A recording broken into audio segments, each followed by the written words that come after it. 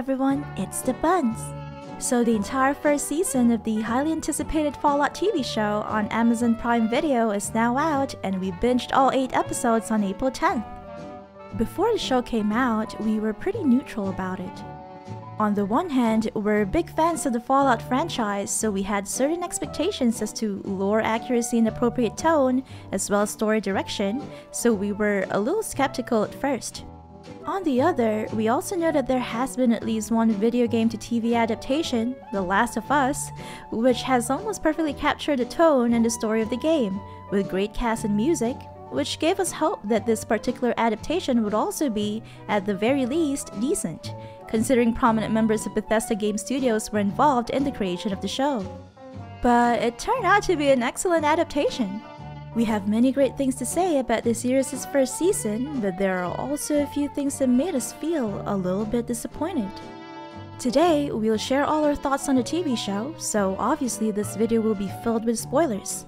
We recommend watching the show first so you can develop your own thoughts and share them with the community, since we're also curious about what you think of it.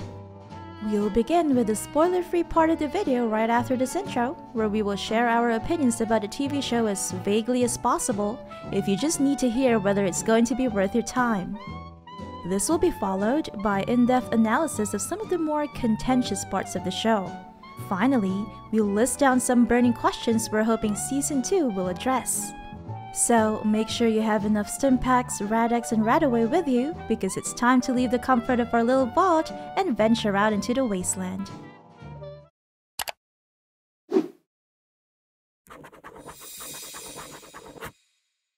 A couple of disclaimers before we begin. First, I am not at all a lore expert. While I have been a fan of the franchise for over a decade and have a working understanding of the lore, from old school Fallout to modern Bethesda games, if you'd like more accurate information about the lore, then we highly suggest watching the videos of Fallout lore masters like Oxhorn, who has dedicated a big part of his YouTube career on tackling lore from all the Fallout games. This is just a simple video made by a Fallout fan, and I don't claim to know every single detail in the games, so please be mindful of that in the comments. In line with this, please feel free to correct me if I misspeak or say something inaccurate. Second, my experience of the Fallout universe came from playing all modern games, Fallout 3, New Vegas, 4, and 76, and watching full playthroughs of Fallout 1, 2, and Tactics. I also used to work for a Japanese startup writing game articles, and some of my most popular posts were about Fallout 4. Regardless, I don't have a favorite Fallout game, and equally respect all of the titles in the franchise. Third, I sadly can't show footage from the TV show due to copyright, so I hope you're okay with in-game footage instead. With all that sorted out, let's move on to the spoiler-free likes and dislikes segment of this video.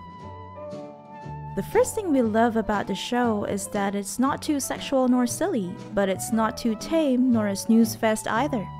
Like the Bloody Mess perk, the show has a lot of blood splatters, some gore, and some scenes of nudity, so it's definitely not for kids, but it's not like watching softcore, a Saw movie, or those 18+ comedy movies that are parodies of serious movies.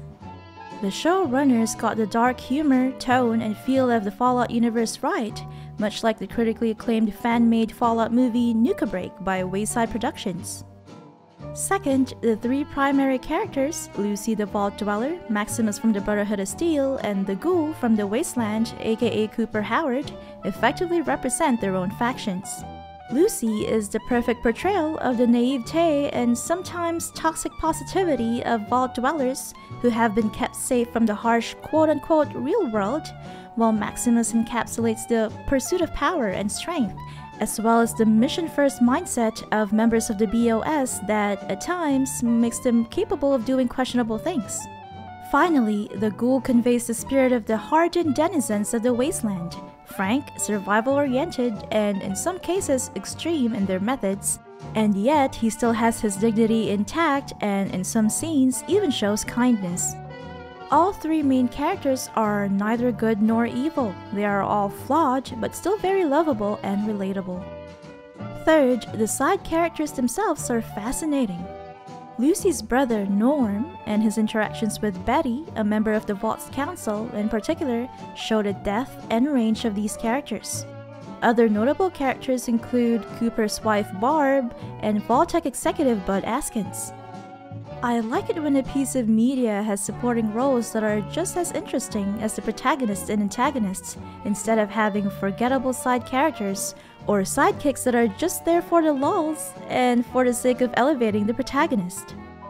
I'm very happy that the Fallout TV show has these memorable scenes, with the supporting cast interacting with each other or with the world, and some of them even kept me on the edge of my seat.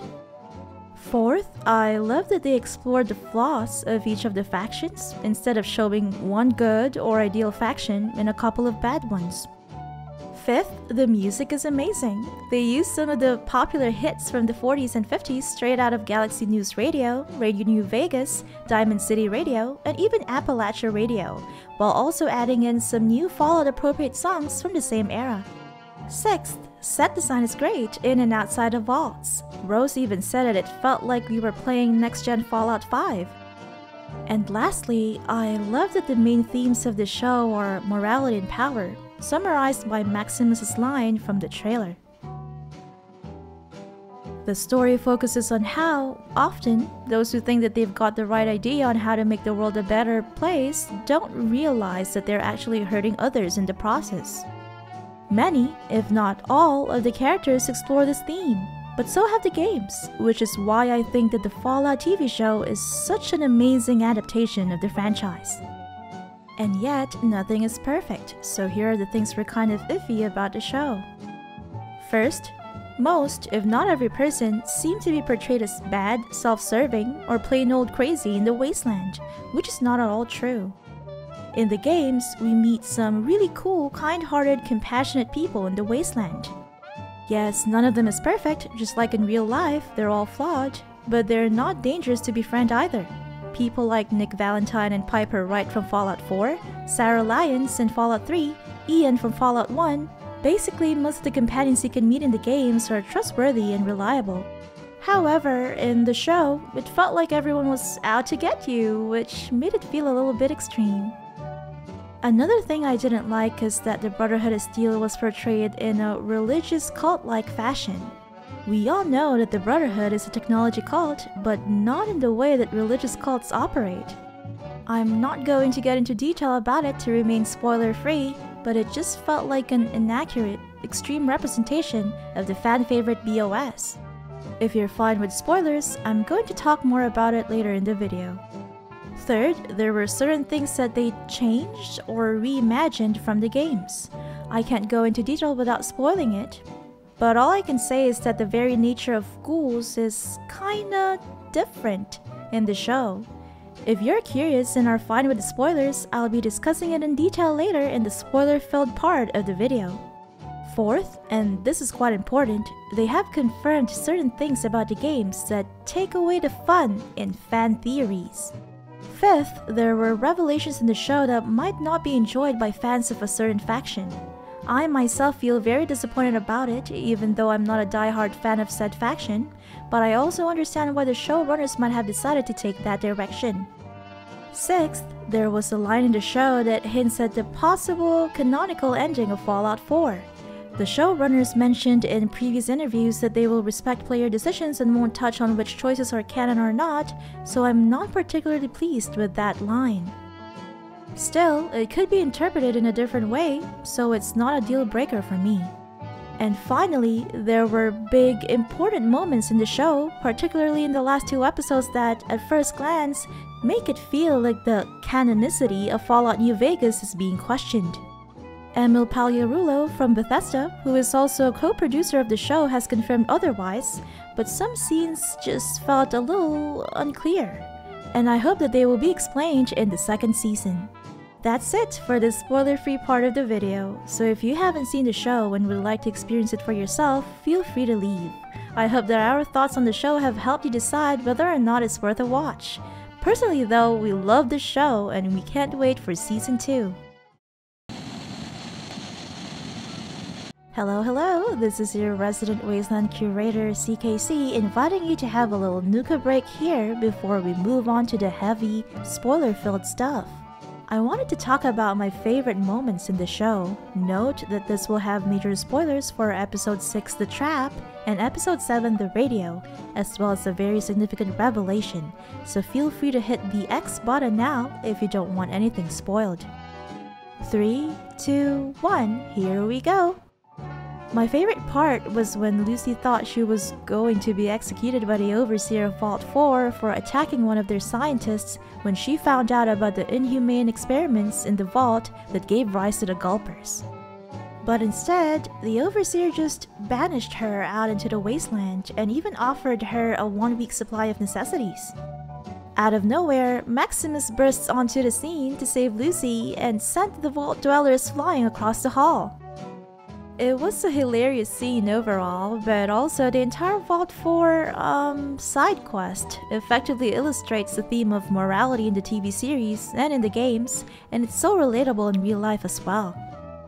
Lucy and Maximus tend to gravitate toward wanting to do the right thing, especially Lucy, but in this case, they jump to conclusions just because something felt odd about the vault and its residents, when the truth is, yes, bad things did occur in that vault, but they don't happen anymore, and the residents themselves are actually some of the nicest people they meet in the show.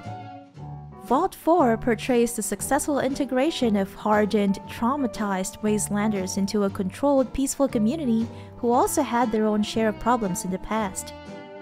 The residents look happy, not because they're brainwashed cult members, but it's because they're genuinely happy. They welcome outsiders because half of them were outsiders themselves. Lucy and Maximus's decisions in the vault reveal their flaws. Even if they want to help and do the right thing, they still sometimes unknowingly do the opposite. The scene just outside the vault, with them arguing as to whether or not Maximus should return the fusion core, also embodies the complicated nature of decision making. Yes, the fusion core would help both Maximus and Lucy, and could help others in the wasteland too, but not returning it would doom an entire vault filled with peaceful people. How about you? What was your favorite moment in the show? Please let us know in the comments section below. Now, let's move on to the detailed discussion of some of the issues we have about the show. First, the portrayal of the Brotherhood of Steel. Maximus is in his 20s, but isn't even a squire in the beginning of the show. Squires from Fallout 3 and 4 are usually young children of about 11 or 12, like Arthur Maxon in Fallout 3, and those cute little kids aboard the Prydwen in 4. So the fact that Maximus was an aspirant and just became a squire in the first episode as a 20-plus-year-old felt a little off at first.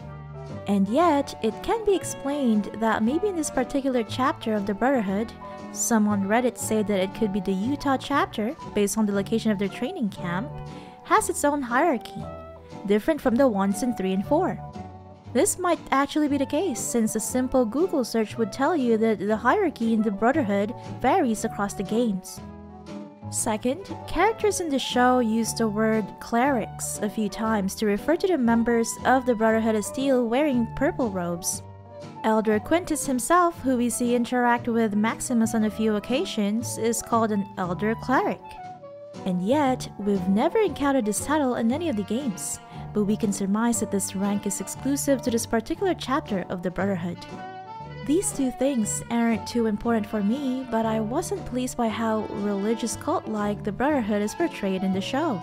The squirehood ceremony itself was odd, and is something you don't expect from a modern militaristic organization. Ours being branded in the Brotherhood, which makes it seem more like a religious cult, with them showing the hazing aspect, since it probably happens in the Brotherhood, especially if your knight or paladin is a jerk, but the branding and milord just don't seem characteristic of this faction. We can say, again, that this is exclusive to the probably Utah chapter, but for those who haven't played the games, they might think that the entire Brotherhood is like this, a religious cult with strange rituals where squires are literally owned by their knights, and it's just not how it is in the games. Lastly, one line spoken by Elder Cleric Quintus in Episode 1 seems to suggest that the canonical ending for Fallout 4 is siding with the Brotherhood? The mission to capture the runaway Enclave scientists came from the highest clerics in the Commonwealth, as he says, where Fallout 4 is set, which must mean that in 2296, when the TV show is set, the Brotherhood is still alive and powerful voices of those who sided with the Railroad or the Institute. I don't really know what to think of this, so let us hear your opinions in the comments. Second, the nature of ghouls in the show. We know that in the games, ghouls are either those that are sentient with normal brain functions or feral human-eating ones. We know that they're immune to radiation. We know that they don't really age and can't die of natural causes like diseases or old age. But I don't remember any mention of ghouls having the ability to regrow their limbs. When we first meet the ghoul, we learn that he is kept by presumably a raider or mob boss called Dom Pedro, who harvests his body parts every few years. He's kept alive through an IV of irradiated water, and he's just left there inside the casket with no regard for his mental health. The very mention of harvesting his parts just seemed really weird, since I don't think ghouls can do that in the games, at least.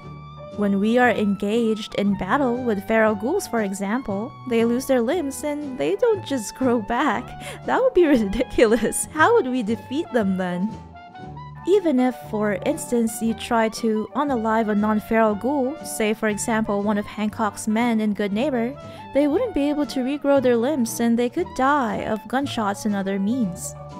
I guess they could explain it off by saying that a small number of ghouls have this ability, but it's just odd that we've never encountered anything like that in the games. Even the feral ghouls inside a Super Duper Mart whom Lucy mistakenly freed died quite easily. So what makes the ghoul special? Second, in episode 8, Thaddeus, Maximus's replacement squire and former bully, gains this Wolverine-like regenerative ability when that weird guy with the briefcase, a traveling doctor who loves animals the wrong way, administers some sort of medicine onto his severely mangled foot. He basically can't die anymore even though an arrow went through his neck, and is also resistant to radiation. So does that mean that he's also a ghoul, even without the iconic burnt skin? We know that some chems can ghoulify people, like what happened to Hancock in Fallout 4, but Mayor Hancock himself has burnt skin. So what kind of mutant is Thaddeus exactly? And what was the medicine administered to his foot? What exactly does this medicine do to the body? Will his skin eventually burn and decay like most ghouls? I really hope we get answers to these questions in Season 2. Lastly, the show introduces us to a drug that seems to help stop, or at least delay, feralization. We see the ghoul himself starting to cough and feel weak without this brownish clear liquid that was surprisingly available in all hospitals, clinics, and even supermarkets before the Great War. What is this medicine, and is it the same medicine that turned Thaddeus into a mutant?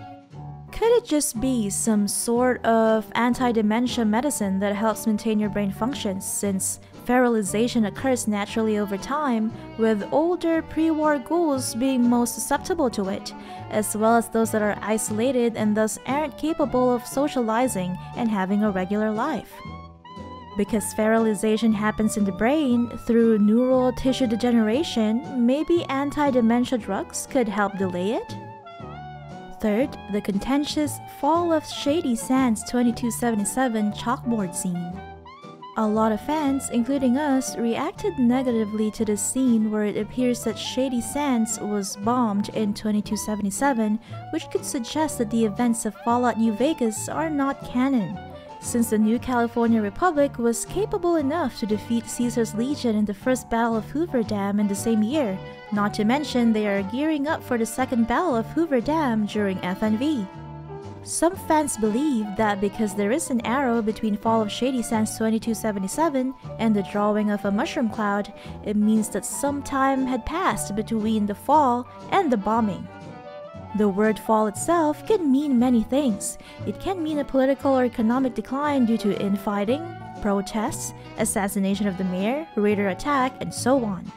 But at the same time, Lucy's memories indicate that Shady Sands was still a prosperous city when she and her brother were taken there by their mother. So how exactly did Shady Sands fall? When was Lucy there with her mom and brother? And why was there no clear date for the bombing of this historical city on the chalkboard? Two other questions remain, regardless of when the bombing occurred. Why did NCR not go back to rebuild their founding city? And what happened to the rest of the NCR? We can say that, yes, according to the billboard that Lucy and Maxima saw, Shady Sands was the first capital of the NCR, which means that they had moved the capital to another city, probably somewhere in North California, before the bombing. Maximus's line about the NCR not being successful in their aim to rebuild America is also something that makes fans think that the entire NCR has fallen. But it might just be due to the fact that he was very young, probably between 7 to 10, when Shady Sands was wiped off the map. He might not have had a chance to visit or hear about the other cities.